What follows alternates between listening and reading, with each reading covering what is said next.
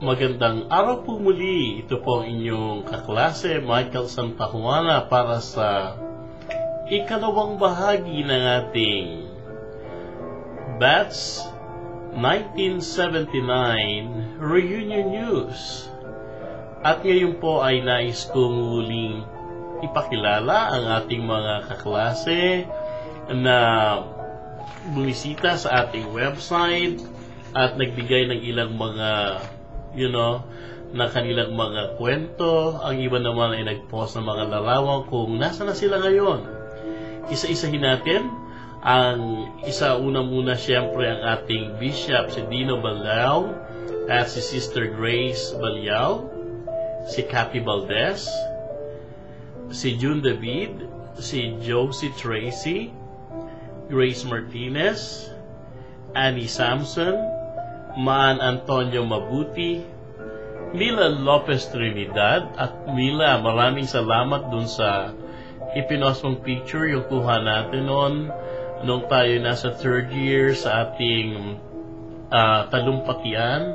At kung titingnan mo ang mga itsura natin nung araw ay nako, it's either ilan na lang, ilibing sa kalimot ang mga larawan. Subalit, ano magagawa natin kung yun tayo nung araw? Pagamat, iba na tayo ngayon sa kasalukuyan. Siyempre, nabasa ko rin ang posting ng ating valedictorian, si Emmy Sumpay. Beautiful, beautiful. Si Rod Stewart, si Roland Limos, at marami pang iba.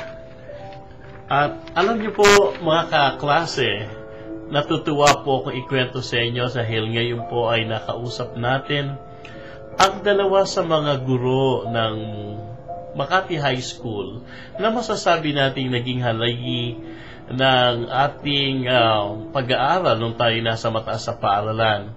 Ang isa ay yung isang guro natin sa Araling Panlipunan na si Ginoong Renato Maylad na nasa California. At nagkakwentuhan kami ni Ginoong Maylad at ipinapaabot niya rin ang kanyang pagbati at naway magkasama-sama tayo at alam niya na meron tayo reunion. Ganun din, hindi natin makakalimutan, lalo na yung guru natin nung tayo nasa second year. Siya po ay guru sa Agham at nagkataon po ang advisor namin noon sa 2-1, si Ginang Salvacion Portem, na siya po ay nasa San Francisco kasama ang kanyang anak na isa na pong nurse. Ginang Portem, maraming salamat din po sa oras na iginugol nyo habang tayo nagkakakwentuhan at nagkapalitan ng ating mga kuro-kuro, baliktanaw nung tayo ay nasa high school.